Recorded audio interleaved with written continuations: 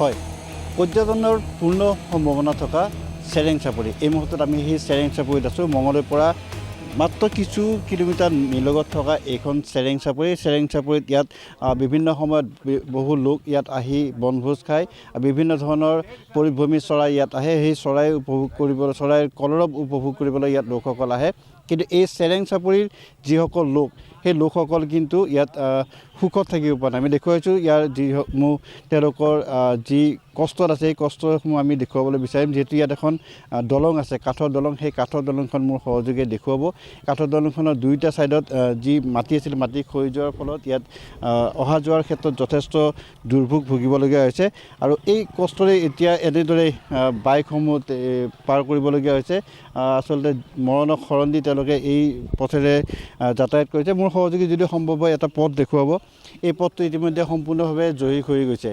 এই পথটোত এতিয়া প্ৰায় নিশ্চিহ্ন হৈছে আৰু এই পথটোৰে এনেদৰে এতিয়া প্ৰায় হাজাৰ হাজাৰ লোক দৈনিক এই পথটোৰে অহা যোৱা কৰিবলগীয়া হৈছে। আৰু সেই পথটোৰ সেইটো পাৰত প্ৰায় 25খন গাঁও আছে। এই 25খন গাঁৱৰ লোকসকল এইটো পাৰলৈ আহিব লাগে এই মাত্ৰ পথটোৰে।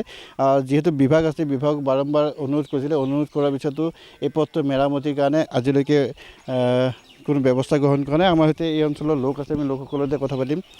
কি ক'ব, যথেষ্ট অসুবিধা থাকিবলগীয়া হৈছে আৰু এইখন আচলতে পৰ্যটনৰ কাৰণে পূৰ্ণ সম্ভাৱনা আছে। হয়, এই চেৰেং চাপৰি গাঁওখনৰ ইতিহাস ক'ব গ'লে কৃষি প্ৰধান ঠাই, য'ত মানে আজি প্ৰায় মানুহখিনিয়ে খেতিপথাৰৰ ওপৰত নিৰ্ভৰ কৰে। আৰু এই ৰাস্তা ঘাটৰ কাৰণে আমাৰ কৃষকসকলে কোনো ধৰণৰ উন্নতিৰ পথ দেখিব পৰা নাই, কাৰণ আমাৰ যাতায়াতী অসুবিধা, যাৰ ফলত শিক্ষাৰ ক্ষেত্ৰত পিছ পৰি আছে, চিকিৎসাৰ ক্ষেত্ৰত পিছ পৰি আছে, বিভিন্ন ক্ষেত্ৰত এনেকুৱা পিছ পৰি আছে। কিবা বেমাৰ হ'লে আমি মানে চিকিৎসালয়লৈ লৈ যাব লাগিলে বহুত অসুবিধা হয়, নৌকা সাৰথি হৈ যায় আমাৰ। এই যে পথ, বানপানী নাহোঁতে আমি এতিয়া নৌকাৰ সহায় ল'ব লগা হৈছে। গতিকে অনুৰোধ জনাম চৰকাৰখনক, নতুনকৈ হোৱা চৰকাৰখনক আৰু আমাৰ সাংসদ মহোদয়, যে আমাৰ তৎকালীনভাৱে আমাৰ এই ৰাস্তাটো যাতে মানে মেৰামতি কৰি দিয়ে আৰু আমাৰ স্কুলীয়া ছাত্ৰ ছাত্ৰী তথা ৰোগীবিলাক চিকিৎসালয়লৈ যোৱাৰ কাৰণে যাতে এক সুবিধা হয়, তাৰ কাৰণে মই অনুৰোধ জনাইছোঁ। বিভাগক লিখিতভাৱে আবেদন বিভাগক লিখিত আকাৰে দিছিলোঁ, পঞ্চায়তত দিয়া হৈছে, জিলা পৰিষদত দিয়া হৈছে, আনকি DC অফিচতো আমি আবেদন কৰিছোঁ। তথাপিও কোনো ধৰণৰ এতিয়ালৈকে আমাৰ ৰিপ্লাই নাই, কোনো ধৰণৰ কাণসাৰ কৰা নাই। যিহেতু 2 ফুট ৰাস্তাৰ মাজেদি এতিয়া প্ৰায় 10খন গাঁৱৰ মানুহ অহা যোৱা কৰিব লগা হৈ আছে।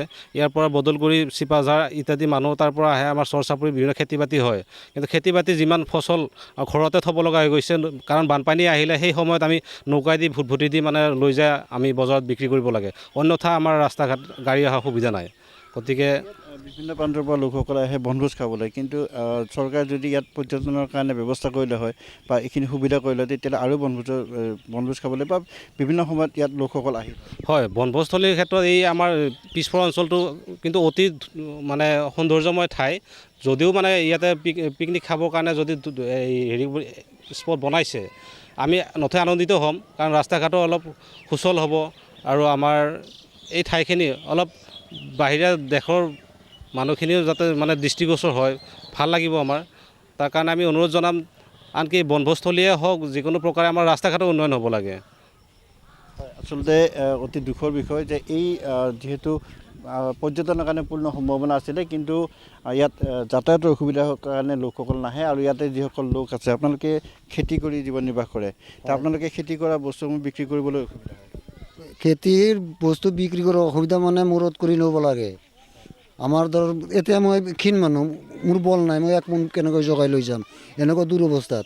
ঠেলা এটা ল'ব নোৱাৰি, আমাৰ দলংখন ভঙা। ৰাস্তাই 2 ফুট ৰাস্তাতে ঠেলা কেনেকৈ আনিব?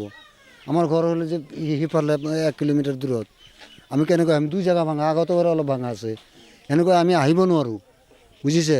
আমি চৰকাৰক অনুৰোধ জনোৱাৰ পিছত ৰাইজৰ চাইন, ৰাইজে যাই ফালে আমি সদলে বদলে যাই ফালেও আমি একো কৰিব পৰা নাই। তাতে কিমান এই পথেৰে কিমান লোক অহা যোৱা কৰে?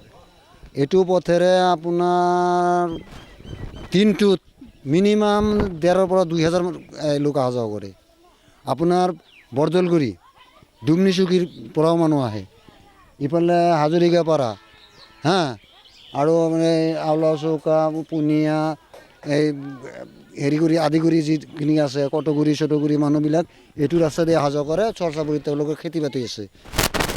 আচলতে নিশ্চয়কৈ ক'ব লাগিব যে কৃষি প্ৰধান অঞ্চল আছিলে, কৃষি প্ৰধান ইয়াৰ কৃষি কৰিয়ে জীৱন নিৰ্বাহ কৰিছে লোকসকলে। কিন্তু এতিয়া এনে এক দুৰৱস্থা যে ইয়াৰ তেওঁলোকে যিসমূহ কৃষি কৰে বা খেতি কৰে সেই খেতিসমূহ বজাৰত নি বিক্ৰী কৰিবলৈ তেওঁলোক এতিয়া অপাৰগ হৈছে। গতিকে চৰকাৰলৈ বাৰম্বাৰ অনুৰোধ জনাইছে বা বিভাগক বাৰম্বাৰ অনুৰোধ জনাইছে যে পথ নিৰ্মাণ কৰি দিব লাগে বা দলংখন মেৰামতি কৰি দিব লাগে।